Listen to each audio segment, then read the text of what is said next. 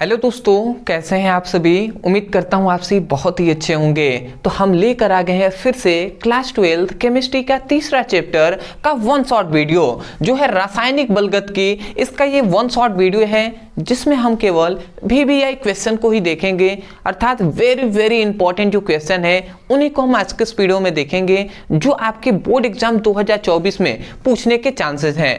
तो थोड़ा सा सब्र रखिएगा, एक एक क्वेश्चन को हम देखते हुए चलेंगे। और देखिए, हमें थोड़ा सा ज़्यादा ही मेहनत करना है। मेहनत इसलिए ज़्यादा करना है क्योंकि हमारा टारगेट ये है कि हमें 90% से अधिक अंक आपको प्राप्त करना है, और खासकर किन विषयों में, फिजिक्स और केमिस्ट्री, क्योंकि फिजिक्स और केमिस्ट्री मेरा विषय है। मैं आपको फिजिक्स और केमिस्ट्री पढ़ा रहा हूँ, तो मैं यही कहूँगा यदि मैं आपको फिजिक्स और केमिस्ट्री सिखा रहा हूँ तो आप इसको मन लगा कर सीखिए, और आपका टारगेट आपका भी होना चाहिए कि 90% से अधिक अंक आपको प्राप्त करना है। ठीक है, क्योंकि बहुत मेहनत करते हैं आपके लिए, तो आपको तो लाना ही चाहिए। तो यहाँ पे देखिएगा, ध्यान से लिखिएगा, यहाँ पे लिखा गया है कि अभिक्रिया का वेग या औसत दर क्या है। ठीक है, एक क्वेश्चन में आपके दो क्वेश्चन दिए गए हैं। पहला क्वेश्चन में दो आपको क्वेश्चन है। पहला कह रहा है कि अभिक्रिया का औसत दर क्या है, या औसत वेग भी कह सकता है, कोई दिक्कत नहीं है, दोनों बातें की है। दूसरा है कि अभिक्रिया का ताक्षणिक दर को परिभाषित कीजिए। देखिए, ये क्वेश्चन 2018-23 में पूछा गया है और 17 और 18 में ये क्वेश्चन पूछा गया है। नीचे आपको क्वेश्चन भी दिखाई दे रहे होंगे। अब हम समझ लेते हैं एक एक को। देखिए, सबसे पहले तो आपको हेडिंग डालना है वही कि अभिक्रिया का, सबसे पहला हम हल कर रहे हैं कि अभिक्रिया का औसत दर। ठीक है जी, तो अभिक्रिया का औसत दर किसे कहते हैं इसको हम पहले समझ लेते हैं।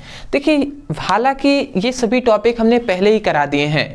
यदि आपने इन सभी टॉपिक को पढ़ा हुआ है तो बहुत ही अच्छी बात है। ठीक है, आप रिवीजन के तौर पे आप देख सकते हैं। पर यदि आपको ये सब टॉपिक नहीं याद है तो आप तुलना कर सकते हैं कि आपको बहुत कुछ अभी तैयार करना बाकी है। तो मैं यही कहूँगा, मन लगाकर ध्यान से पढ़िएगा, सीखिएगा। आपको आसानी से मैं कोशिश करूँगा ये कि आपको रटना ना पड़े, समझ कर ही याद हो जाए। देखिए, यहाँ पे कहा जा रहा है कि अभिक्रिया का औसत दर। तो औसत दर का मतलब ये होता है कि यहाँ पे अभिक्रिया का औसत दर का मतलब ये है कि किसी निश्चित समय अंतराल में अभिकारक या उत्पाद की सांद्रता में होने वाले परिवर्तन को ही अभिक्रिया का औसत दर कहते हैं।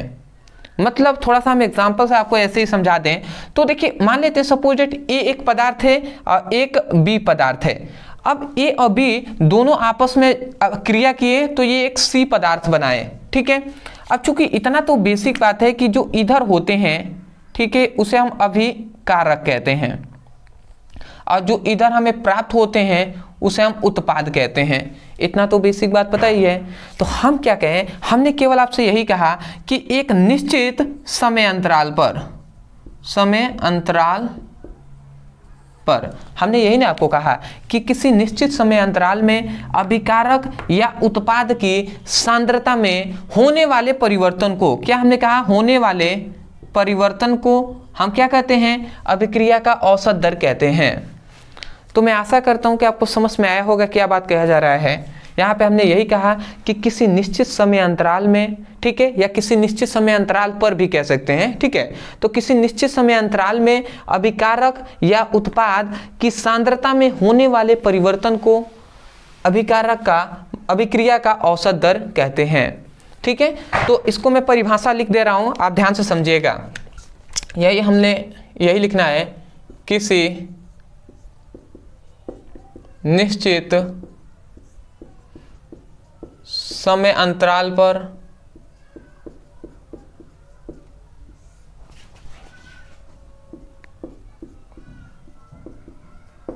अभिकारक या उत्पाद की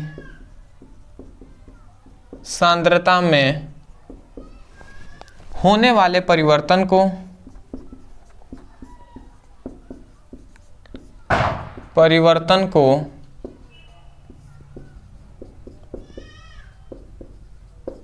अभिक्रिया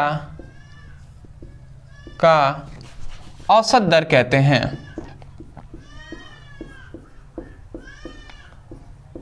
ठीक है जी। अभिक्रिया का औसत दर आपने समझ लिया कि किसी निश्चित समय अंतराल में अभिकारक या उत्पाद की सांद्रता में होने वाले परिवर्तन को हम क्या कहते हैं, अभिक्रिया का औसत दर कहते हैं। परिवर्तन का मतलब हम कह रहे हैं अभिकारक या उत्पाद की सांद्रता में होने वाले परिवर्तन। परिवर्तन का मतलब यह है कि कभी अभिकारक या उत्पाद की सांद्रता बढ़ जाएगी और कभी घट जाएगी। तो बढ़ने या घटने की जो प्रक्रिया है वही हम क्या कहला रहा है, उसी को हम क्या कहें, अभिक्रिया का औसत दर कह रहे हैं। तो मैं आशा करता हूं कि आपको समझ में आ रहा होगा। ठीक है, उसके बाद आपको इसका फॉर्मूला लिखना होता है। ठीक है, उसके बाद आप फॉर्मूला लिख लेंगे। याद रखेंगे अभिक्रिया का औसत दर को हम RAV से प्रदर्शित करते हैं। RAV इक्वल टू होता है del C by del T और प्लस माइनस, ये इसका फॉर्मूला होता है। आप इसको याद रखेंगे, जहां पर RAV क्या है, R है अभिक्रिया का वेग और EV लिख दिया मतलब एवरेज है, तो अभिक्रिया का औसत वेग हो गया या औसत दर भी कह सकते हैं। दर के जगह पर वेग भी पूछे ना तो यही आपको बोलना है, समझ गए। उसके बाद ये डेल T क्या है, सॉरी डेल C क्या है, डेल C है कि अभिकारक या उत्पाद की सांद्रता में परिवर्तन है। ठीक है, होने वाला परिवर्तन। और T क्या है कि समय अंतराल है। ठीक है ना, हमने क्या बताया, T क्या है, समय अंतराल है। तो इतनी बात आपने समझ लिया। अब आते हैं कि अभिक्रिया का तात्क्षणिक दर किसे कहते हैं। तो फिर से ये तो पहला आपने हेडिंग डाल दिया, अब दूसरा फिर से लिखेंगे अभिक्रिया का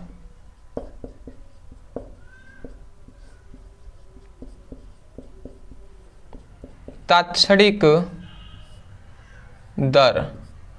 तो अभिक्रिया का तात्क्षणिक दर किसे कहते हैं या तात्क्षणिक वेग किसे कहते हैं, इसको भी हम समझ लेते हैं। तो आप अभिक्रिया का तात्क्षणिक दर या वेग का मतलब यह है कि किसी निश्चित क्षण पर, ध्यान से सुनेंगे, ज़्यादा इन दोनों में डिफरेंट नहीं होता है।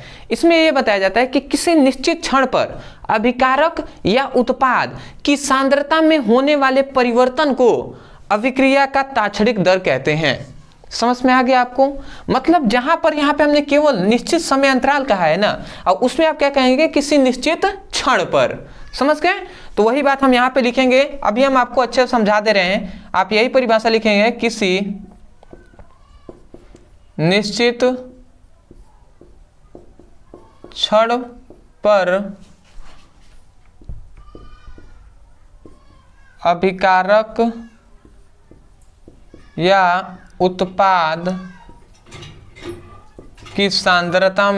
सांद्रता में होने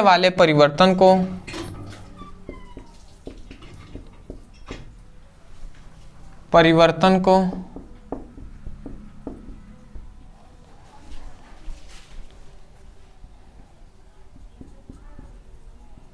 अभिक्रिया का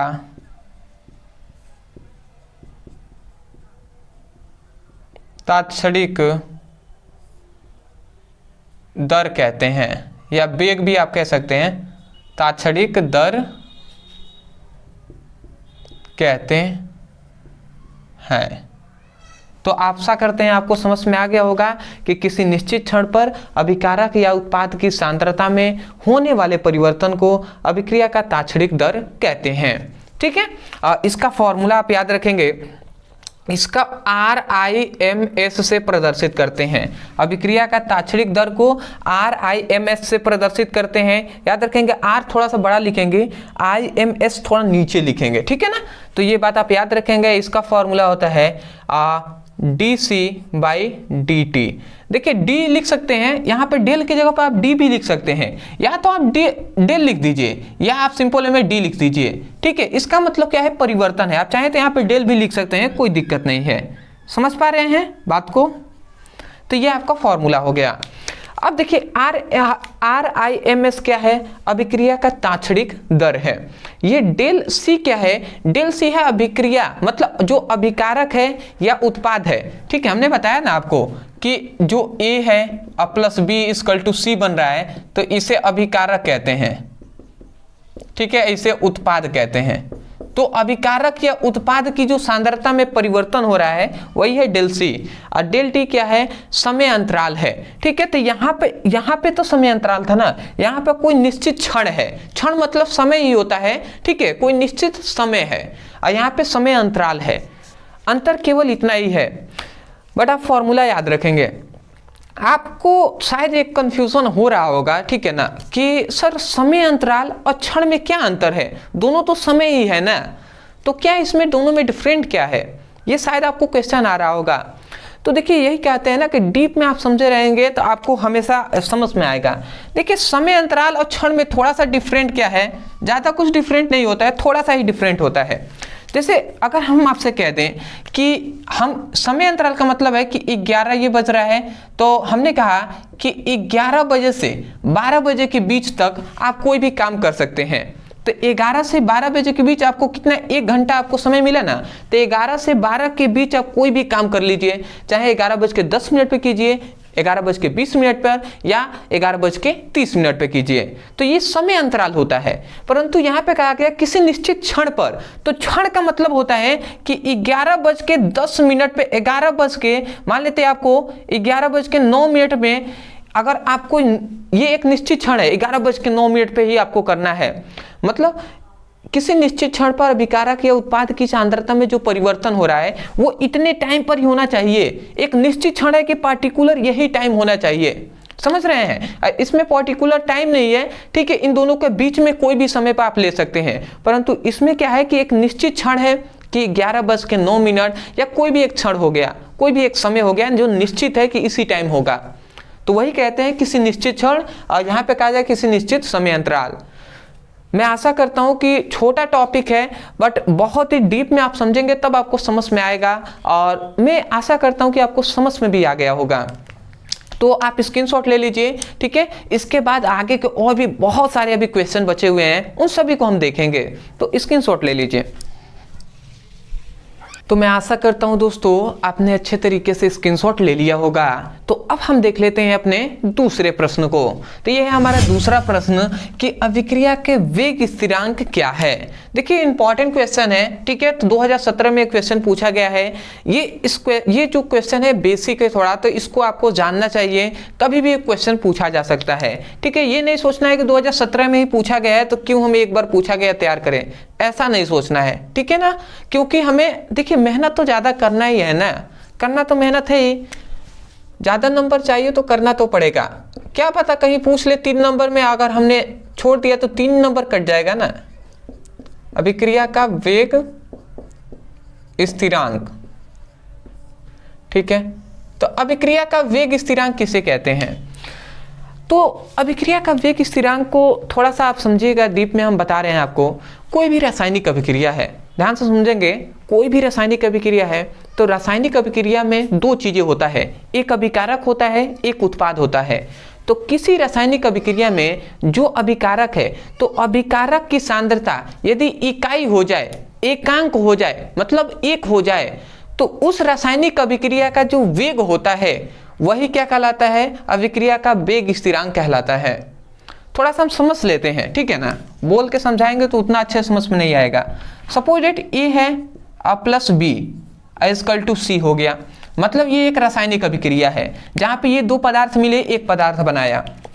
अब बेसिक बात है कि इधर क्या होगा, अभिकारक हो जाएगा, और ये क्या हो जाएगा, उत्पाद हो जाएगा। ठीक है जी, इतना बात हमने समझ लिया। आप कहेंगे तो हमने यही बताया कि कोई भी रासायनिक अभिक्रिया है, ये क्या है, रासायनिक अभिक्रिया है। तो हमने यही कहा कि किसी रासायनिक अभिक्रिया में अभिकारक की जो सांद्रता होती है, किसी रासायनिक अभिक्रिया में अभिकारक की जो सांद्रता होती है, यदि सांद्रता इकाई हो जाए, मतलब एकांक कह सकते हैं, इकाई कह सकते हैं, एक कह सकते हैं, एक को ही तो इकाई कहते हैं ना, या एकांक कहते हैं। तो वही बात कह रहे हैं कि किसी रासायनिक अभिक्रिया में अभिकारक की सांद्रता एकांक हो जाए तो उस रासायनिक अभिक्रिया का जो वेग होता है वो वेग अब क्या कहलाएगा, अभिक्रिया का वेग स्थिरांक कहलाता है। समझ पा रहे हैं क्या हम कह रहे हैं। तो यही है आपका परिभाषा। मुझे लगता है इस तरीके से बताने से आपको दिमाग में बैठ गया होगा, ठीक है ना। तो आप एक बार और मैं यहीं से परिभाषा कह रहा हूं, आप ध्यान से समझेंगे आपको याद हो जाएगा। आप कहेंगे किसी रासायनिक अभिक्रिया में अभिकारक की सांद्रता एकांक हो जाता है तो उस रासायनिक अभिक्रिया का वेग स्थिरांक कहलाता है। मैं आशा करता हूं समझ के होंगे। परिभाषा हम लिख दे रहे हैं, आप यही लिखेंगे, किसी रासायनिक अभिक्रिया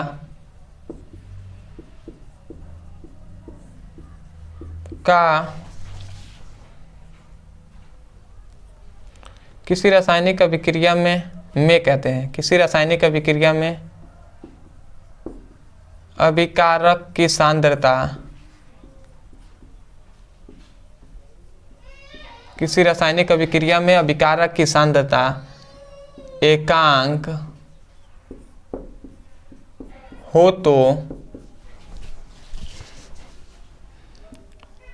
उस रासायनिक अभिक्रिया का वेग, उस रासायनिक अभिक्रिया का वेग स्थिरांक कहलाता है। वेग स्थिरांक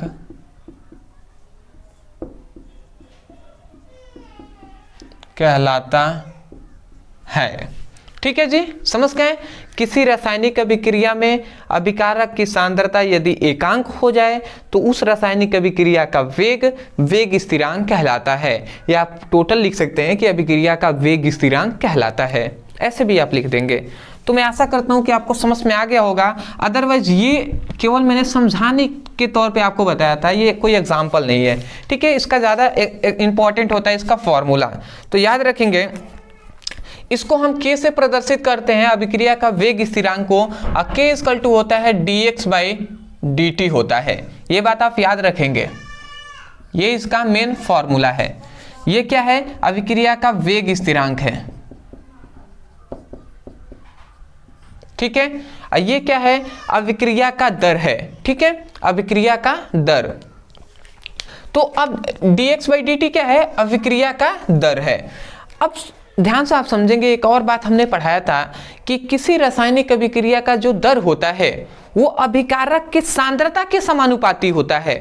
ये बात हमने आपको बहुत पहले ही आपको कराया था। ठीक है, तो ये सब चीज़ें होती हैं, कुछ चीज़ें बेसिक होती हैं जो आपको जानना चाहिए। देखिए, अदरवाइज हम इतनी बात, सबसे पहले ये फॉर्मूला लिख दिए, उसके बाद इसको फॉर्मूले को प्रूफ करना होता है। ठीक है ना, तब जाकर आपको 3 नंबर मिलेगा। ये 3 नंबर का क्वेश्चन है और आपसे कह दिया कि आप यहाँ पे कह रहे हैं कि क्या है, तो केवल आप परिभाषा लिखकर ये लिख देंगे, आप सोचेंगे 3 नंबर मिल जाएगा, तो नहीं मिलने वाला। ठीक है ना, मैं खुल के कह रहा हूँ, नहीं मिलने वाला। इसीलिए स्टूडेंट अक्सर कंफ्यूज रहते हैं कि मैंने तो ये क्वेश्चन किया हुआ था, बट क्यों मेरा नंबर कम आया? नंबर इसलिए कम आया क्योंकि आप नंबर देखे ही नहीं कि कितना लिखना है। 3 नंबर है तो 3 नंबर लाइक आप लिखिए ना। आप सोच रहे हैं 2 लाइन लिख कर फॉर्मूला लिख देंगे 3 नंबर मिल जाएगा, तो ऐसा थोड़ी ना होने वाला। समझ पा रहे हैं ना? तो उसके लाइक आपको लिखना है। ठीक है, 5 नंबर में कोई भी क्वेश्चन कह देता है कि इस पर टिप्पणी लिखिए, तो टिप्पणी लिखने का मतलब कि आप 3 लाइन 4 लाइन लिख दें और 5 नंबर मिल जाएगा, ऐसा तो होता नहीं है। तो समझा जाता है अपने तरफ से भी। हम जानते हैं कि किसी, वही बात मैं लिख रहा हूं यहाँ पे, किसी रासायनिक अभिक्रिया का वेग, हम जानते हैं किसी रासायनिक अभिक्रिया का वेग कहें या दर कहें, मतलब dx/dt जो है। ठीक है, किसी रासायनिक अभिक्रिया का वेग अभिकारक के सांद्रता के समानुपाती होता है, सांद्रता के समानुपाती होता है। ठीक है जी, अब हम समझ लेते हैं। जैसे अभिकारक, ये किसी रासायनिक अभिक्रिया का वेग को हम dx/dt से प्रदर्शित करते हैं। एक और बात याद रखेंगे, आप कंफ्यूज ना हो इसलिए बता रहे हैं, dx/dt जो होता है ना वो r के बराबर होता है। यहाँ पे r क्या है? अभिक्रिया का वेग है, तो r dx/dt के बराबर है। तो बताइए, अभिक्रिया के वेग के जगह पर dx/dt लिख सकते हैं ना, सिंपल सा। तो वही बात हमने लिख दिया कि किसी रासायनिक अभिक्रिया का वेग, ठीक है, वो किसके समानुपाती होता है? अभिकारक की सांद्रता, अभिकारक की सांद्रता को C से दर्शाते हैं, तो C के समानुपाती होता है। तो ये बात हम जानते हैं। ठीक है, अब हम आगे बढ़ते हैं, थोड़ा सा समझिएगा आप। अगर हम ये dx बाई dt है, समानुपाती के चिन्ह को अगर हम इक्वल के चिन्ह लिखते हैं, ठीक है, तो यहाँ पे एक नियतांक आता है जो है k और ये c है, ठीक है। एक और बात याद रखेंगे, जहाँ k इक्वल टू 1 हम लेते हैं, मतलब यदि वेग स्थिरांक का मान, ठीक है, सॉरी c नहीं, c का मान, c मतलब अभिकारक की सांद्रता यदि हम 1 लेते हैं। अब आप कहेंगे क्यों 1 लेते हैं, क्योंकि प्रश्न में परिभाषा में ही तो हमने यही ना बात बताया है कि किसी रासायनिक अभिक्रिया में अभिकारक की सांद्रता एकांक हो, तो वही तो अभिकारक की सांद्रता जो C है उसको एकांक ले रहे हैं, तो यदि इसका मान 1 हो जाए तो वही बात तब जाकर क्या हो जाएगा, dx बाई dt, और इसका मान k हमने लिख दिया, और C का मान 1 होता है तो 1 हमने लिख दिया, 1 k में गुणा करेगा तो k ही हो जाएगा, तो k equal to dx by dt हो जाएगा। और ये आपको फॉर्मूला मिल गया, और ये आपका प्रूफ हो गया फॉर्मूला। समझ पा रहे हैं फॉर्मूला कैसे प्रूफ हुआ है, तो ये आपका प्रूफ हो गया। देखिए इतनी बात आप लिखेंगे तब जाकर आपको मिलेगा नंबर। सिंपल सा है, कुछ भी नहीं है, ये फॉर्मूला से हमने इससे ये लिखा, उसके बाद हम चूंकि जानते थे, ठीक है, कि समानुपाती का चिन्ह हटेगा, इक्वल का चिन्ह आएगा तो k एक नियतांक आएगा, वह c का मान हमने 1 ले लिया है और सिंपल सा हल किया है, ये हमारा आ गया है। यही बात तो यही हमने फॉर्मूला लिखा है ना, प्रूफ हो गया। तो ये हुआ आपका क्वेश्चन, मैं आशा करता हूँ समझ के होंगे। स्क्रीनशॉट लीजिए, आगे के और भी जो क्वेश्चन हैं उन सभी को हम देखेंगे, ठीक है, निश्चिंत रहना है। तो चलिए दोस्तों, अब हम देख लेते हैं अपने तीसरे प्रश्न को। तो यहाँ पे हमारा तीसरा प्रश्न है कि वेग स्थिरांक तथा साम्य स्थिरांक में अंतर स्पष्ट कीजिए। और 2022 में क्वेश्चन पूछा गया है, तो 2022 में पूछा गया है, 23 में नहीं पूछा गया है, तो हो सकता है 2024 में ये क्वेश्चन पूछ ले, ठीक है। तो इंपॉर्टेंट है ये आपके लिए, तो आप ध्यान से समझेंगे। तो यहाँ पे कहा गया वेग स्थिरांक और साम्य स्थिरांक में अंतर बताइए या लिखिए या स्पष्ट कीजिए। तो सिंपल सा, अभी हमने आपको बताया था कि वेग स्थिरांक का भी तो हमने इससे पीछे बताया था ना इसका परिभाषा, और साम्य स्थिरांक आप जानते ही हैं। और नहीं जानते हैं तो देखिए इनका अंतर क्या होता है कि दोनों का हम परिभाषा कर देंगे तो उसी से इन दोनों का अंतर स्पष्ट हो जाएगा, निकल जाएगा। तो परिभाषा से ही हम आपको समझाते हैं। तो सिंपल सा, आप जैसे मैं लिख रहा हूँ वैसे ही आप लिखेंगे। ऐसे ही आपको जो बोर्ड एग्जाम का जो गेस्ट पेपर है उसमें भी ऐसे ही आपको बताया गया है, पर जो बुक होता है ना उससे आपको शायद ज़्यादा आपको अच्छे से समझ में नहीं आता है, ठीक है, इसीलिए तो हम है ना आपको समझाने के लिए। तो देखिए वेग स्थिरांक, तो ऐसे हेडिंग नहीं डालना है आपको। वेग स्थिरांक का हमने क्या बताया, हमने यही नहीं बताया कि कोई भी अभिकारक, मतलब A और B इक्वल टू C है, तो ये अभिकारक है और ये उत्पाद है और ये एक रासायनिक अभिक्रिया है। तो हमने यही कहा कि किसी रासायनिक अभिक्रिया में अभिकारक की सांद्रता, यदि अभिकारक की सांद्रता एकांक हो जाए तो उस अभिक्रिया का जो वेग होता है वही वेग स्थिरांक कहलाता है। यही तो बात हमने कहा कि किसी रासायनिक अभिक्रिया में अभिकारक की सांद्रता एकांक हो जाए तो उस अभिक्रिया का वेग स्थिरांक कहलाता है। तो यही बात आप सिंपल में पहले इसको लिखेंगे कि ऐसे ही आप लिखेंगे, किसी रासायनिक अभिक्रिया में अभिकारक तथा अभिकारक, किसी रासायनिक अभिक्रिया में अभिकारक की सांद्रता एकांक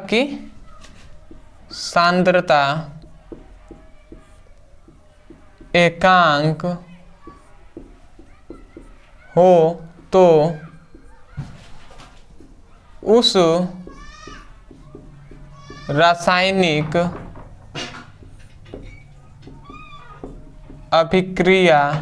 तो उस रासायनिक अभिक्रिया का वेग, उस रासायनिक अभिक्रिया का वेग स्थिरांक कहलाता है। सबसे पहली बात इतना आपने समझ लिया। हमने क्या बताया, किसी रासायनिक अभिक्रिया में अभिकारक की सांद्रता एकांक हो तो उस रासायनिक अभिक्रिया का वेग स्थिरांक कहलाता है।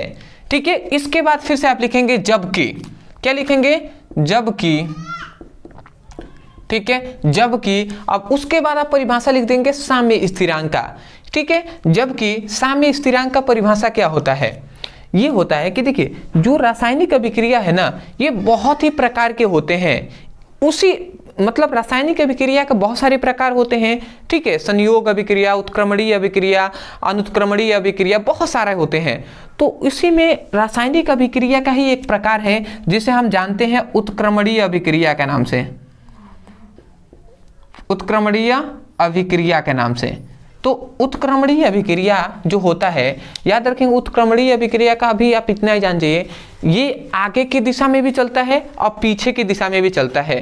आगे और पीछे का मतलब ये है कि ये दोनों मिलकर ये पदार्थ बनाए हैं, तो सी चाहे तो सी फिर से चाहे तो ए बी बना सकता है, ठीक है। तो ये आगे से आगे की ओर चल रहा है, इससे ये बन रहा है, फिर से पीछे भी चल रहा है, इससे ये बन रहा है।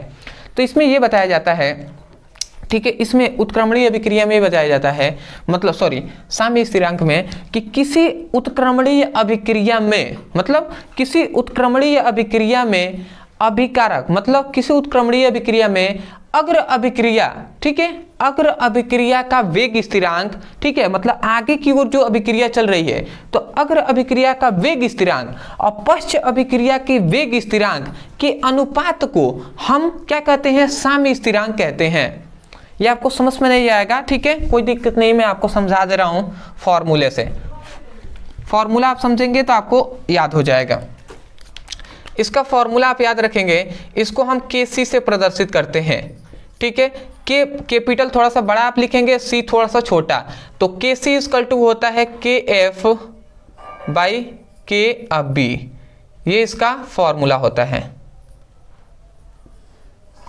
जहां पर ये KC क्या है, KC है साम्य स्थिरांक, और ये क्या है, अब यहीं पे आपको ध्यान देना है, ये जो है ना, ये KF क्या है, ये है कि अग्र, मतलब आगे की दिशा में चल रहा है। तो अग्र अभिक्रिया कोई है, तो अग्र अभिक्रिया का वेग स्थिरांक, कोई भी अभिक्रिया है तो उसका भी एक वेग स्थिरांक होगा कि नहीं होगा, बिल्कुल होगा। तो अग्र अभिक्रिया का वेग स्थिरांक KF है, और ये KB क्या है कि पश्च, मतलब पीछे की ओर, तो पश्च अभिक्रिया का वेग स्थिरांक है, ठीक है।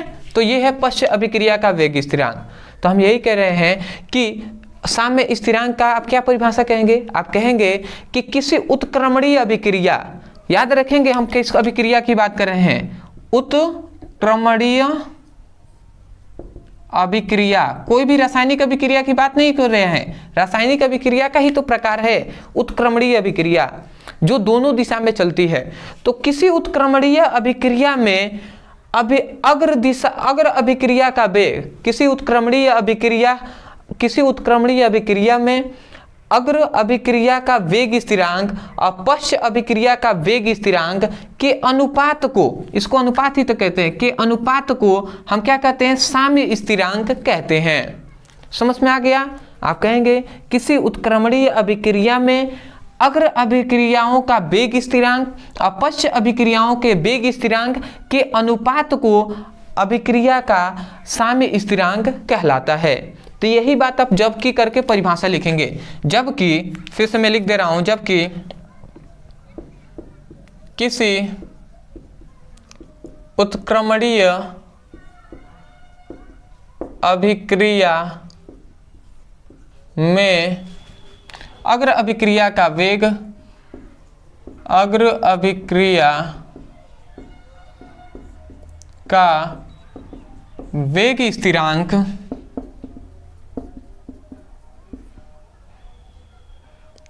KF आप कोष्ठ में लिख सकते हैं, वेग स्थिरांक तथा पश्च अभिक्रिया का वेग स्थिरांक KB के अनुपात को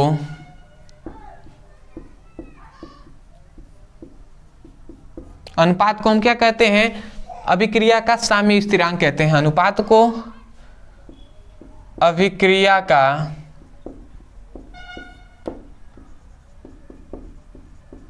साम्य स्थिरांक कहते हैं। ठीक है, तो यहाँ पे हमने परिभाषा लिख दिया है। देखिए इन दोनों में आपको डिफरेंट नहीं लग रहा है। जो वेग स्थिरांक का फॉर्मूला हम जानते हैं क्या होता है, k इक्वल टू होता है dx बाई dt। ठीक है, इसका जो साम्य स्थिरांक का फॉर्मूला ये होता है। तो जब फॉर्मूला चेंज है तो ये भी तो परिभाषा भी तो चेंज होगा ना। वैसे आप पढ़ेंगे तो आपको समझ में आ जाएगा। मैंने पूरी कोशिश किया है कि आपको समझ में आ गया होगा, मुझे आशा है कि आपको समझ में आ गया होगा।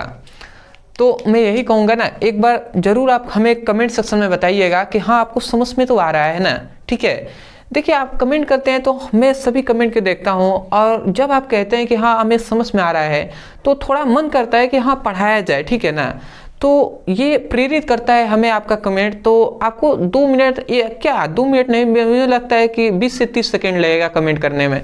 तो कुछ भी आप कमेंट कर दीजिएगा, ठीक है ना, जिससे हमें पता चले कि हाँ आपको मतलब समझ में आ रहा है। ठीक है, तो स्क्रीनशॉट ले लीजिए, और भी बहुत सारे क्वेश्चन हैं उन सभी को हम कराएंगे। ठीक है, स्क्रीनशॉट लीजिए। तो आशा करते हैं दोस्तों आपने अच्छे तरीके से स्क्रीनशॉट ले लिया होगा। तो अब हम देख लेते हैं अपने चौथे प्रश्न को। तो ये हमारा चौथा प्रश्न है, ध्यान से आप समझेंगे। कहा जा रहा है कि प्रथम कोटि की अभिक्रिया के वेग स्थिरांक की इकाई ज्ञात कीजिए। इकाई मतलब इसका यूनिट ज्ञात करना है, मतलब सिंपल में कहें तो इसका मात्रक हमें ज्ञात करना है। और ये क्वेश्चन 2014 में, 17 में, 18 में और 19 में ये क्वेश्चन पूछा गया है। अब सिंपल सा है क्वेश्चन, ये 2 नंबर में, आपसे ज्यादा नहीं, 2 नंबर में क्वेश्चन पूछता है। ठीक है, तो हम समझ लेते हैं। सबसे पहले हम लिखेंगे हल। अब देखिए यहां पे हमसे कहा ना कि प्रथम कोटि की अभिक्रिया के लिए वेग स्थिरांक का मात्रक ज्ञात कीजिए। ठीक है, तो सबसे पहले हम इतनी बात जानते हैं कि n कोटि की अभिक्रिया के लिए, n कोटि की अभिक्रिया के लिए वेग स्थिरांक का मात्रक। ठीक है, n कोटि की अभिक्रिया के लिए वेग स्थिरांक का जो मात्रक होता है वो क्या होता है, मोल प्रति लीटर। इसका क्या हो जाएगा, n माइनस 1 माइनस n, और इक्वल टू इंटू क्या होता है, सेकेंड होता है, सेकेंड माइनस 1। ये बात हम जानते हैं कि यदि n मान लेते हैं, यहाँ पे प्रथम कोटि कह रहा है, बट हमें ये पता है कि n कोटि की अभिक्रिया के लिए वेग स्थिरांक का जो मात्रक होता है वो क्या होता है, मोल प्रति litre n 1 minus n into second inverse होता है। ये बात हम जानते हैं। अब यहाँ पे हमसे क्या कहा कि n की जगह पे हमसे कह रहे हैं प्रथम कोटि की अभिक्रिया। यदि शून्य कोटि की कहता तो n की जगह पर हम क्या लिखते हैं, जैसे यहाँ पर प्रथम कोटि की अभिक्रिया कह रहा है ना, तो हम यहाँ पे n की जगह प्रथम लिखेंगे। तो प्रथम कोटि की अभिक्रिया, प्रथम कोटि की अभिक्रिया के लिए वेग स्थिरांक का मात्रक, स्थिरांक का मात्रक।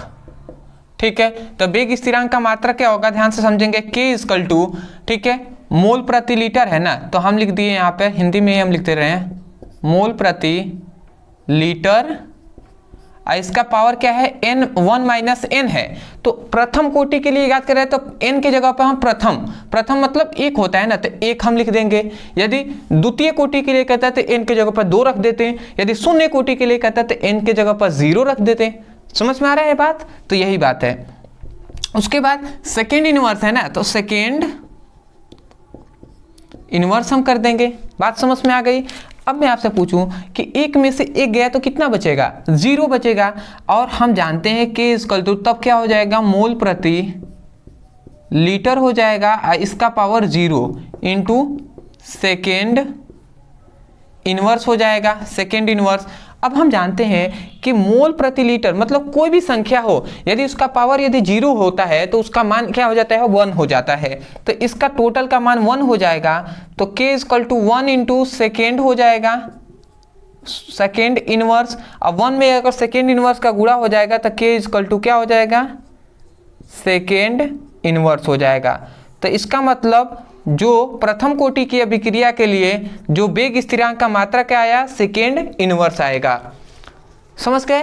तो ऐसे ही आपको ये डायमेंशन जो ये फॉर्मूला है इसको आप याद रखेंगे कि अगर विमीय सूत्र मात्रक कह दें, जैसे प्रथम कोटि के कहा गया है, द्वितीय कोटि के कह सकता है, तृतीय कोटि की, या आपसे कोई भी कोटि का कह दे या शून्य कोटि की कह दे, तो इस फॉर्मूले पर आप रखिएगा। एन के जगह पर जो भी कहे, 2 कहे तो 2 रखिएगा, 3 कहे तो 3 रखिएगा, शून्य कहे तो शून्य रखिएगा, और इस फॉर्मूले पर आप लगा दीजिएगा, आपको मात्रक मिल जाएगा।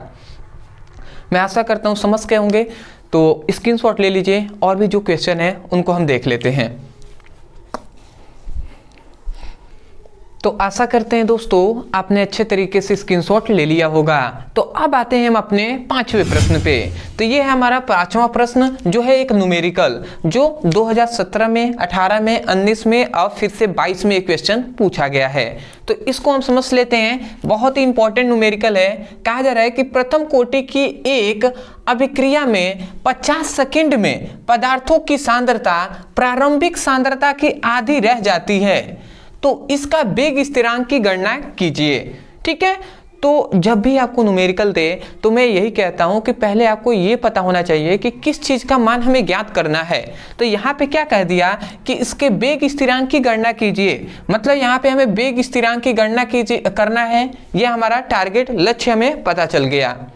अब आता है कि एक और बात आप याद रखेंगे, जब भी इस प्रकार का आपको क्वेश्चन कहे कि प्रथम कोटि की अभिक्रिया, प्रथम कोटि की एक अभिक्रिया में 50 सेकेंड में पदार्थों की सांद्रता प्रारंभिक सांद्रता की आधी हो जाती है। ठीक है, इस प्रकार क्वेश्चन अगर कहे तो सिंपल सा आप समझ जाइएगा, जहां पर आधी की बात हो कि प्रारंभिक सांद्रता जो क्या होता है, पदार्थों की जो सांद्रता है वो प्रारंभिक सांद्रता की आधी हो जाती है। इस तरीके का क्वेश्चन अगर पूछ लिया तो वहां पे एक और फॉर्मूला का आप याद रखेंगे ये बात कि हल लिखेंगे, आप लिख देंगे अभिक्रिया का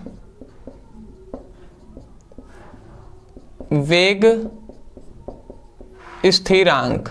ये ट्रिक आप याद रखेंगे एक बात। ठीक है, कि जहां भी कहे कि पदार्थों की सांद्रता प्रारंभिक सांद्रता की आधी हो जाती है, इस प्रकार कहे और समय का मान दिया हो। ठीक है, मतलब यहाँ पे कहा ना 50 सेकेंड, वहां पे 100 सेकेंड भी कह सकता है, या 10 मिनट कह सकता है, 5 मिनट कह सकता है, इस तरीके से कह सकता है। तो जहां पे भी समय का मान देकर इस प्रकार कहे कि पदार्थों की सांद्रता प्रारंभिक सांद्रता की आधी हो जाती है, तो वहां पे ये फॉर्मूला आप लगा देंगे, जो है ये K से हम प्रदर्शित करते हैं।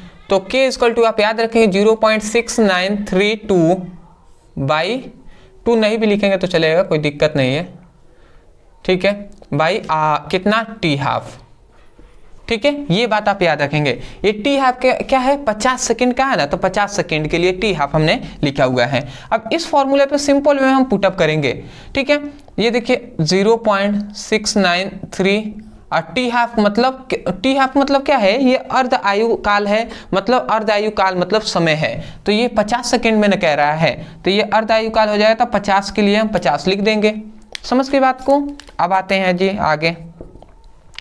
अगर हम इसको सॉल्व करें 693, ठीक है, और ये 15 हो गया।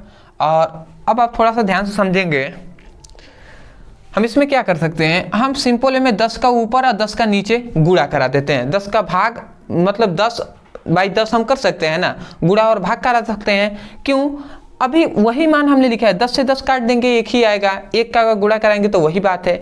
बट इससे फायदा ये होगा कि 10 का अगर हम इसमें ऊपर गुणा कराते हैं तो ये दशमलव एक इधर आ जाएगा, मतलब 6.93 ऐसे हो जाएगा। और ये 10 में अगर ध्यान से आप समझेंगे, 50 को 5 लिख सकते हैं, और उसके बाद 50 को 5 गुणे 10 लिख सकते हैं ना, 5 10 50, वही बात है। और उसके बाद ये भी 10 है, तो ये 10 को भी हमने लिख दिया। ऐसा क्यों किया? क्योंकि हम जानते हैं इसके पावर कुछ नहीं है तो 1 है, इसके भी ऊपर कुछ नहीं है तो 1 है। ठीक है, अब ध्यान से आप समझेंगे, यहाँ पे K इक्वल टू ये 693 हो गया, 6.93, और उसके बाद ये 5 हो गया। ध्यान से समझेंगे, नीचे यदि हर समान हो, घातों को जोड़ लेते हैं तो ये 10 टू द पावर क्या हो जाएगा, 2 हो जाएगा, होगा ही होगा। यदि इसको ऊपर हम ले चलते हैं तो याद रखेंगे ये 6.93, ठीक है, ये 10 टू द पावर 2 है, ये ऊपर जाएगा तो 10 टू द पावर -2 हो जाएगा। समझ पा रहे हैं? ये अगर ऊपर जाएगा तो -2 हो जाएगा और बटे क्या हो जाएगा 5। अब मैं आपसे कहूँ कि 5 में 5 का आपको भाग कराना है 6.93 में। यदि आप कराते हैं, ठीक है, तो 5 एकम में 5 6 है, तो एक बार में तो कम से कम जाएगा ही। ठीक है, 1 पॉइंट, ठीक है, मैं आंसर बता दे रहा हूँ आपको, 1.38 इंटू 10 टू द पावर -2 आएगा। ठीक है, ये बात आप याद रखेंगे।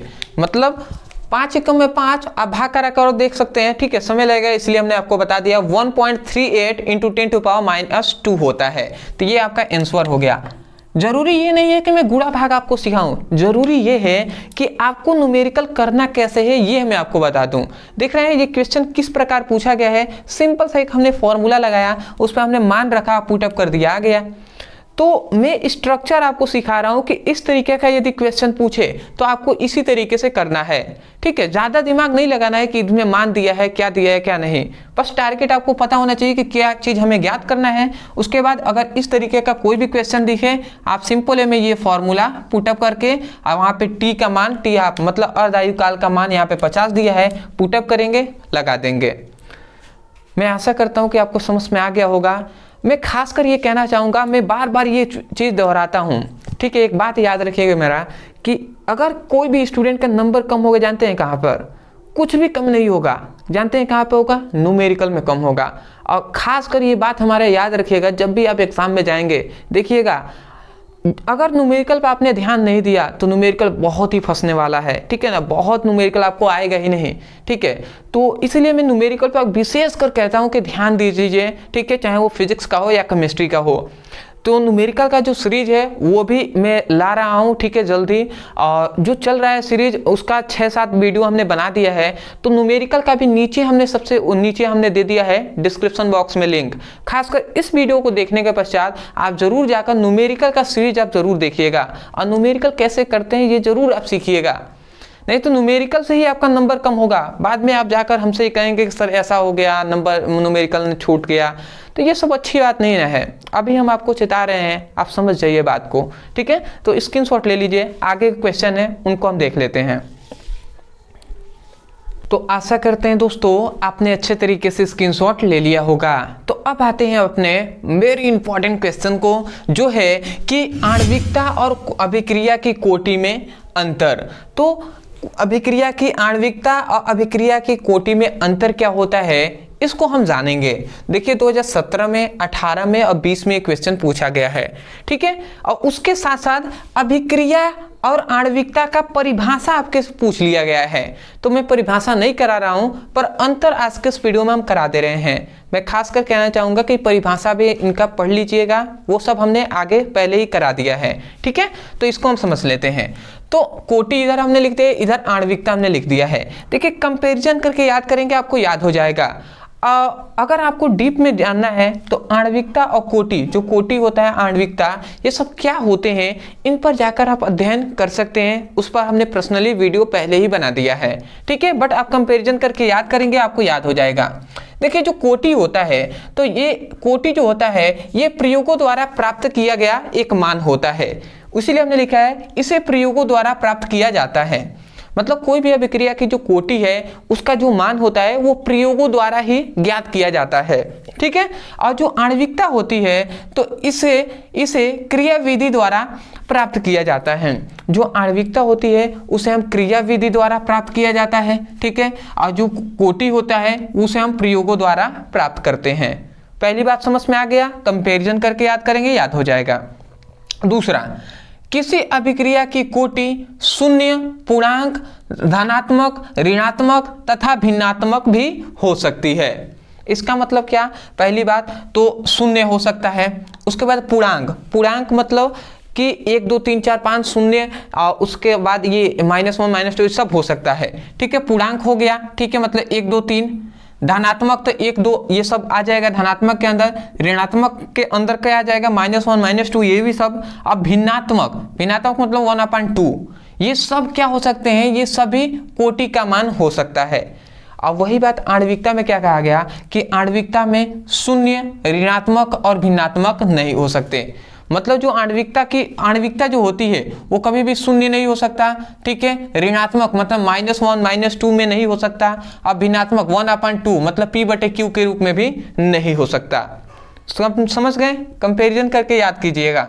तीसरा जो कोटि होता है, तो वही बात हमने लिखा है, कोटि सरल व जटिल दोनों प्रकार की अभिक्रियाओं का ज्ञात किया जा सकता है। मतलब कोई भी अभिक्रिया है, चाहे वो सरल अभिक्रिया है चाहे वो जटिल अभिक्रिया है, दोनों अभिक्रियाओं की हम कोटि ज्ञात कर सकते हैं। परंतु जो आणविकता होता है ना, तो आणविकता केवल सरल तथा प्रारंभिक अभिक्रियाओं का ज्ञात किया जा सकता है। मतलब जो सरल अभिक्रियाएं हैं और जो प्रारंभिक अभिक्रियाएं हैं, इन्हीं की हम आणविकता ज्ञात कर सकते हैं। बट जटिल जो अभिक्रिया है उसकी हम आणविकता ज्ञात नहीं कर सकते हैं, ठीक है। तो ये दोनों में अंतर हो गया।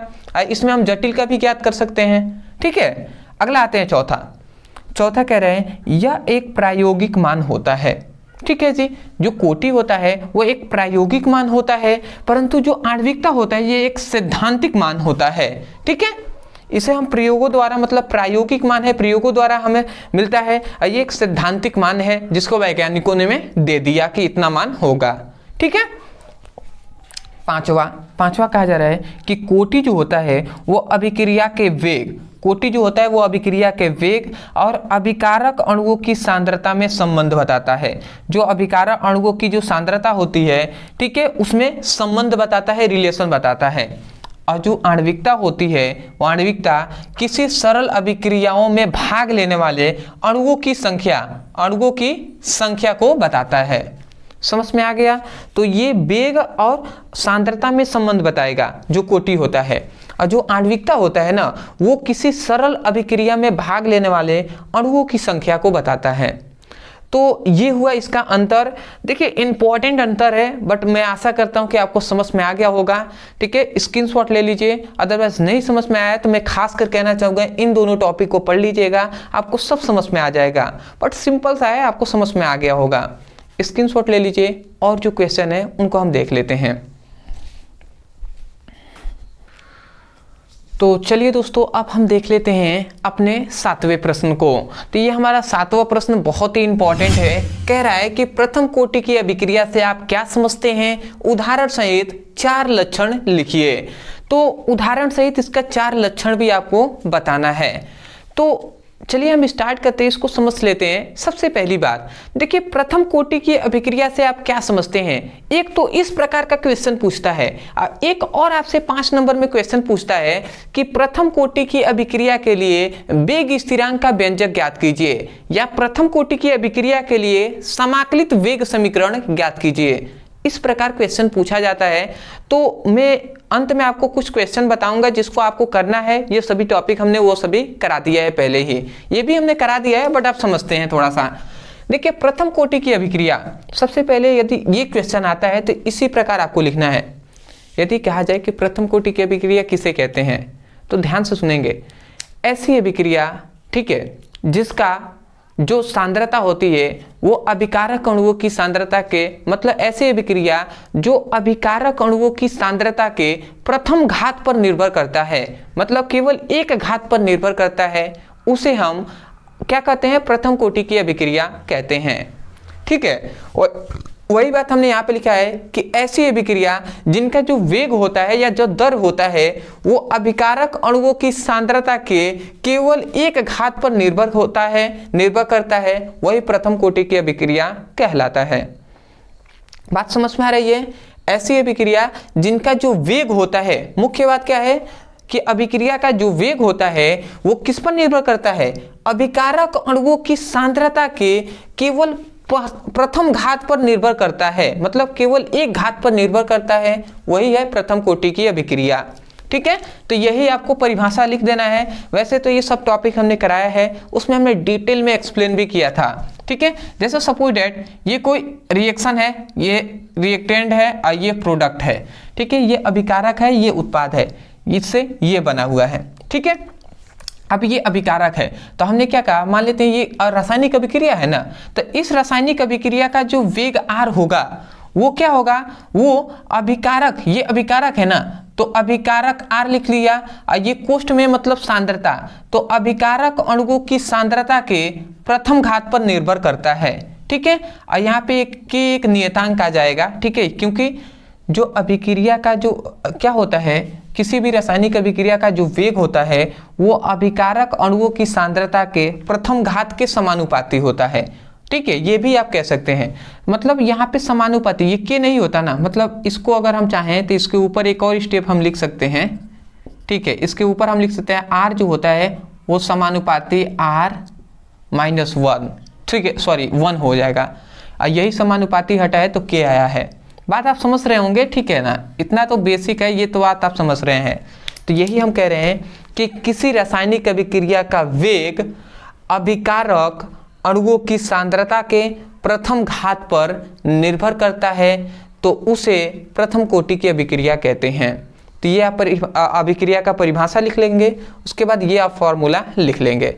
उसके बाद इसमें कह रहा है कि उदाहरण सहित 4 आपको क्या लिखना है, लक्षण लिखना है, ठीक है। तो उदाहरण यदि हम एग्जाम्पल पे इसके बात करें तो एग्जाम्पल आप बहुत सारे दे सकते हैं, जैसे C2H4 और इसको हाइड्रोजन H2O से हम क्रिया करा देते हैं तो C2H6, ठीक है। तो ये एक आपको ये याद रखना है, ये प्रथम कोटि की अभिक्रिया के लिए एग्जाम्पल है, ये आप याद रख सकते हैं। दूसरा एक और आप याद रख सकते हैं कि RA 226 होता है और कितना होता है, शायद 88 होता है ना, हाँ, ठीक है। तो इसका क्या होता है, हीलियम H4 और 2 में टूट जाता है, RN 86 और 222 में टूट जाता है, ठीक है। हाँ, तो ये दो आप रिएक्शन को आप याद रखेंगे, ये दो रिएक्शन की इसका है प्रथम कोटि की अभिक्रिया के लिए है। एक और है कि सुक्रोज से क्या करते हैं हम क्या बनाते हैं, ग्लूकोज और फ्रुक्टोज बनाते हैं, वो भी उसका रिएक्शन हो जाता है, ठीक है ना, कोई दिक्कत नहीं है उससे, ठीक है। उसमें क्या होता है, तीसरा एक और एग्जाम्पल आप लिखना चाहें तो लिख सकते हैं, ठीक है। C12H22O11 होता है, इसको हम क्या करते हैं, H2O से क्रिया करा देते हैं, ठीक है। तो ये C6H12O6 प्लस C6H12O6, ठीक है, ये 2 बार में टूट जाता है, ठीक है, आप समझ रहे हैं ना। ये 2 हाइड्रोजन यहाँ पे गया तो ये 22 हाइड्रोजन है, 24 हो गया, और ये ऑक्सीजन यहाँ पे आ गया तो ये 11 था 12 हो गया, तो 12 यहाँ पे हो गए, ठीक है। ये 24 हो गया तो 12 12 24 हाइड्रोजन हो गए, फिर से 6 कार्बन यहाँ पे 12 था तो 6 कार्बन, ठीक है, समझ रहे हैं ना। ये क्या है, सुक्रोज है, सुक्रोज आप लिख सकते हैं। ये क्या है, ग्लूकोज, इधर क्या है, फ्रक्टोज, ठीक है। तो ये आपका बनता है, ये भी आपका प्रथम कोटि की अभिक्रिया के लिए है, क्या है, एग्जाम्पल है। ये तीनों आप नोट्स में लिख सकते हैं, कोई दिक्कत नहीं है। आपको एक भी याद होगा कम से कम तो एक आप एग्जाम्पल जरूर लिख देंगे। उसके बाद कहा जा रहा है इसके 4 अभिलक्षण लिखिए। अब इसका 4 लक्षण भी लिखना है, मतलब विशेषताएं, या हम कह सकते हैं इसका गुण लिखना है। तो देखिए हमने नीचे लिख दिया है, एक एक करके आप समझेंगे, आपको समझ में आ जाएगा। देखिए यहाँ पे हमने लिखा है कि प्रथम कोटि की अभिक्रिया का वेग स्थिरांक का मान अभिकारक के सांद्रता की इकाई पर निर्भर नहीं करता है। मतलब अभिकारक की जो सांद्रता है, सांद्रता की इकाई पर निर्भर नहीं करता है। मतलब सिंपल में कहें तो अभिक्रिया का जो वेग स्थिरांक है वो अभिकारक की सांद्रता पर निर्भर नहीं करता है, या केवल समय की इकाई पर निर्भर करता है। मतलब जो वेग स्थिरांक है वो अभिकारक की सांद्रता पर निर्भर नहीं करता है, बल्कि किस पर, समय की इकाई पर निर्भर करता है। मतलब सांद्रता पर निर्भर नहीं करेगा, टाइम पर, समय पर निर्भर करता है। कौन, वेग स्थिरांक। सबसे पहली बात समझ के ये आप याद कर लीजिएगा, ठीक है। दूसरा, प्रथम कोटि की अभिक्रिया में अभिकारक की सांद्रता n गुनी करने पर, याद रखेंगे प्रथम कोटि की अभिक्रिया में जो अभिकारक है तो अभिकारक की सांद्रता n गुनी बढ़ाने पर अभिक्रिया का वेग भी n गुना हो जाता है। मतलब यदि अभिकारक की सांद्रता हम 5 गुनी बढ़ा देंगे तो अभिक्रिया का जो वेग होगा वो भी 5 गुना हो जाएगा, समझ पा रहे हैं? वही बात कहा जा रहा है कि प्रथम कोटि की अभिक्रिया में अभिकारक की सांद्रता n गुनी करने पर अभिक्रिया का वेग भी n गुना हो जाता है। समझ रहे हैं? तीसरा, प्रथम कोटि की अभिक्रिया कभी पूर्ण नहीं होती है। मतलब जो प्रथम कोटि की अभिक्रिया है वो कभी भी पूर्ण नहीं होती है, ठीक है। या हम ऐसे भी कह सकते हैं कि प्रथम कोटि की अभिक्रिया अनंत तक चलती रहती है, मतलब अनंत काल तक ये चलता ही रहता है, इसका मतलब कभी पूर्ण नहीं होती है, ठीक है। तो ये तीसरा आप याद रखेंगे। चौथा आप याद रखेंगे कि प्रथम कोटि की अभिक्रिया का वेग स्थिरांक का मात्रक सेकेंड इनवर्स होता है। समझ रहे हैं? प्रथम कोटि की अभिक्रिया के लिए वेग स्थिरांक का जो मात्रक होता है वो सेकेंड इनवर्स होता है।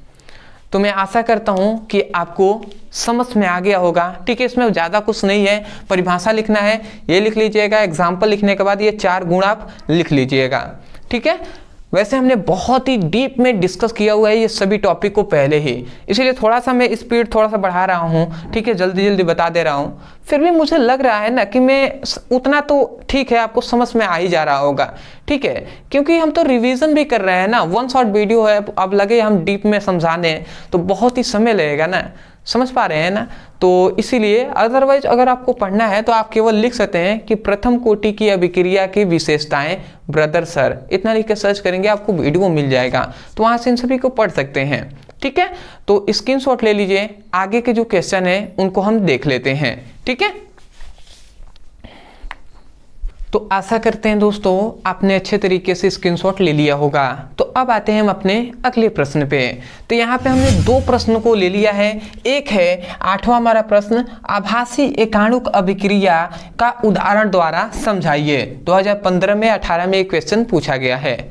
उसके बाद हम दूसरा एक देख लेंगे, किसी रासायनिक अभिक्रिया के वेग पर दाब, सांद्रता, ताप, उत्प्रेरक का क्या प्रभाव पड़ता है। 2018 में और 23 में एक क्वेश्चन पूछा गया है। या हम सिंपल में इसी क्वेश्चन को और भी घुमा के कहा था, सिंपल में कह दिया था किसी रासायनिक अभिक्रिया पर, मतलब किसी रासायनिक अभिक्रिया पर प्रभावित करने वाले, किसी रासायनिक अभिक्रिया के वेग को प्रभावित करने वाले कारक लिखिए। मतलब किसी रासायनिक अभिक्रिया के वेग को प्रभावित करने वाले कारक आपको बताना था। तो वही क्वेश्चन है, कौन कौन से प्रभावित कर सकते हैं। एक है दाब है, सांद्रता है, ताप है, उत्प्रेरक है। तो पूरा हम डीप में डिस्कस करेंगे, ध्यान से आप समझेंगे। सबसे पहला आता है कि आभासी एकाणुक अभिक्रिया किसे कहते हैं। सिंपल सा हमने परिभाषा लिख दिया है।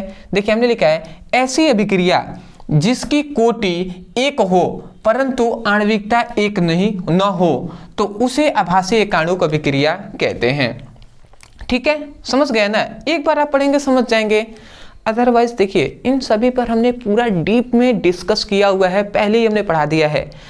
मैं चाहता तो मैं कह सकता था कि ये क्वेश्चन आप पढ़ लीजिएगा, ठीक है, पर मैं ये जानता हूँ कि बहुत से ऐसे स्टूडेंट हैं जो कहेंगे छोड़िए नहीं पढ़ेंगे, ठीक है, मतलब आलसपन उनमें है, ठीक है। तो इसलिए मैं खास कर कहना चाहता हूं कि जितना हो सके मैं इसी वीडियो में वो सभी टॉपिक करा दे रहा हूं। कुछ क्वेश्चन है जो 20 मिनट 30 मिनट समझाने में लगेगा, उन टॉपिक को मैं अभी आपको कुछ देर बाद बता दूंगा जब वीडियो समाप्त होगा। तो डिटेल में जानना है तो आप सिंपल वे में लिख सकते हैं आभासी एकाणुक अभिक्रिया ब्रदर सर, इतना लिख के सर्च करेंगे वीडियो आपको मिल जाएगा। पर इतना अगर आप लिख देते हैं आपको 2 नंबर मिल जाएंगे। आभासी एकाणुक अभिक्रिया ऐसी अभिक्रिया जिनकी कोटि 1 हो परंतु आणविकता 1 न हो तो उसे आभासी एकाणुक अभिक्रिया कहते हैं, ठीक है। और उदाहरण द्वारा समझाना है तो इसका एग्जाम्पल आप लिख लेंगे, मैं यहाँ पे लिख दे रहा हूँ। इसका एग्जाम्पल हो जाएगा जो अभी हमने जो प्रथम कोटि की अभिक्रिया के लिए एग्जाम्पल दिया था, जो हमने दिया था C12H22O11 और इसको H2O के साथ हमने क्रिया कराया था। तो ये क्या हो जाएगा, अम्ल हो जाएगा ना। तो यहाँ पर क्या बन जाएगा C6H12O6 और फिर से एक और बनेगा C6H12O6, ठीक है, ये बन जाएगा। अब आप सिंपल में ये जानते हैं ये क्या है, ग्लूकोज है, ठीक है, ये क्या है, फ्रक्टोज है, ठीक है, ये क्या है, ये है C12H22O11, ये है शर्करा, ठीक है। तो ये एग्जाम्पल आप याद रखेंगे कि ये एग्जाम्पल किसका है, आभासी एकाणुक अभिक्रिया का भी है, प्रथम कोटि की अभिक्रिया का भी है, ठीक है। तो ये आपका हो गया। आते हैं डिटेल में जानना है तो आप पढ़ लीजिएगा। आते हैं 9th हमारा क्वेश्चन पे। 9th हमारा क्वेश्चन है, किसी रासायनिक अभिक्रिया के वेग पर दाब, सांद्रता, ताप, उत्प्रेरक का क्या प्रभाव पड़ता है।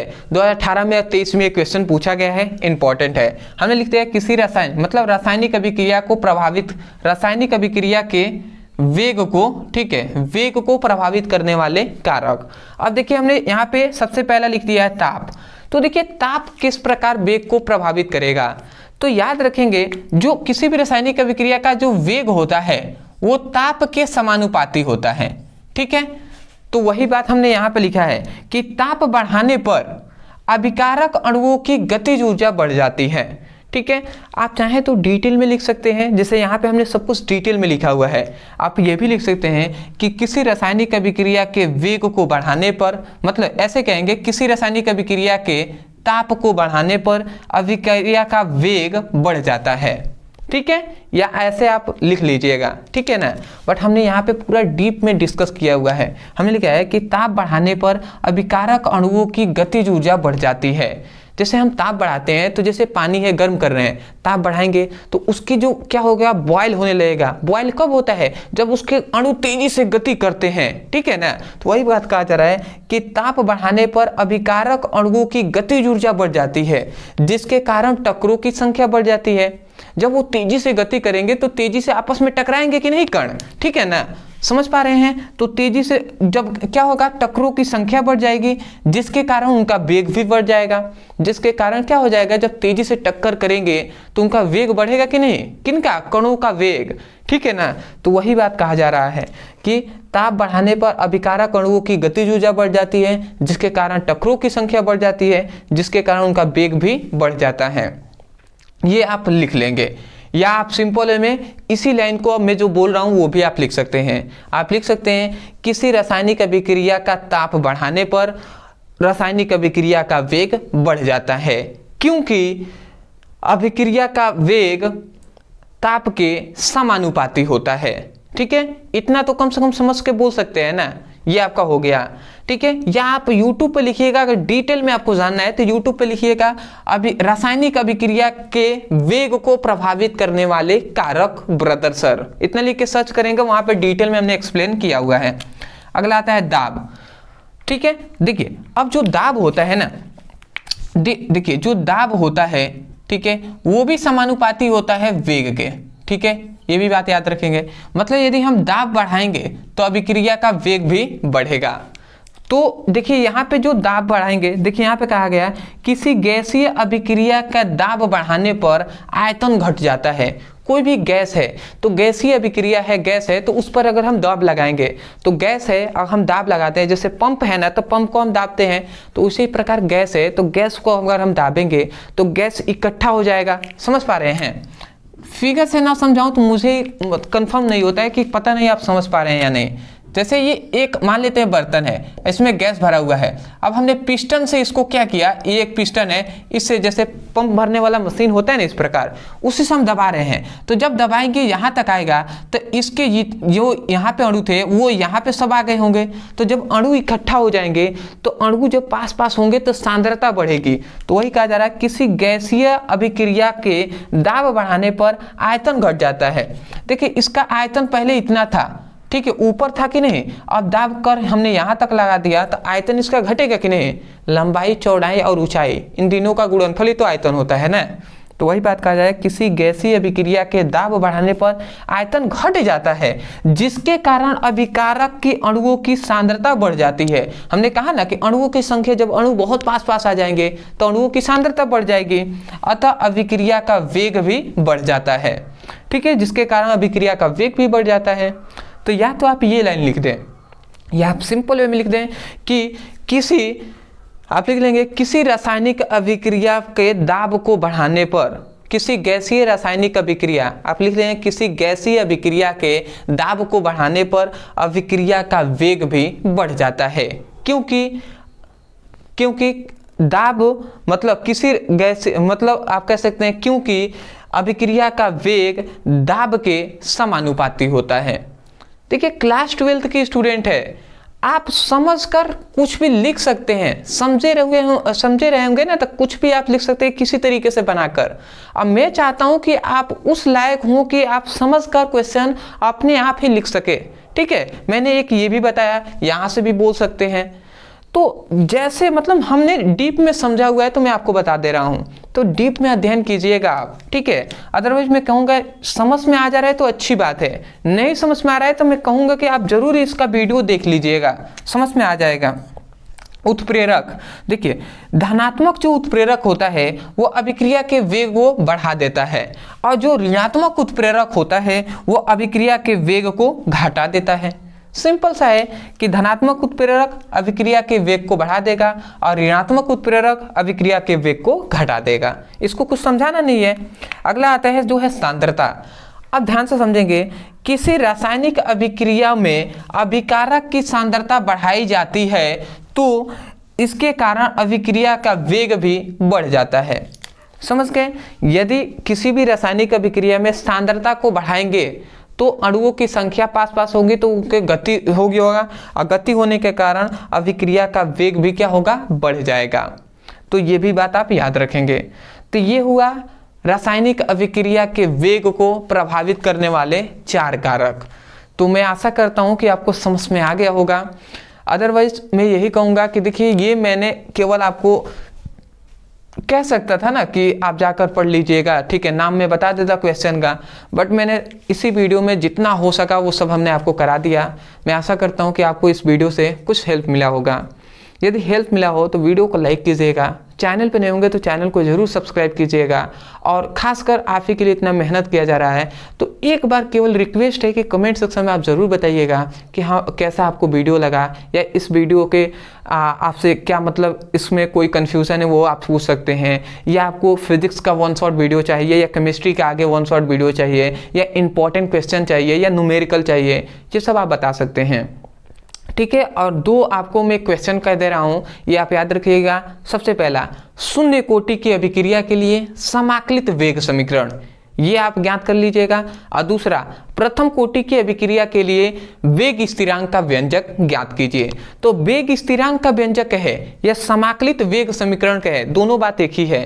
ठीक है, तो प्रथम कोटि की अभिक्रिया के लिए वेग स्थिरांक का व्यंजक और शून्य कोटि की अभिक्रिया के लिए वेग स्थिरांक का व्यंजक ज्ञात कीजिए। तो ये 2 क्वेश्चन आपको तैयार कर लेना है। केवल आप YouTube लिखेंगे वेग स्थिरांक का, मतलब ऐसे लिखेंगे शून्य कोटि की अभिक्रिया के लिए वेग स्थिरांक का व्यंजक ब्रदर सर, इतना लिख के सर्च कीजिएगा, वीडियो हमारा मिल जाएगा। तो चलिए दोस्तों, आज के लिए इतना ही, मिलते एक नए टॉपिक के साथ, तब तक के लिए धन्यवाद।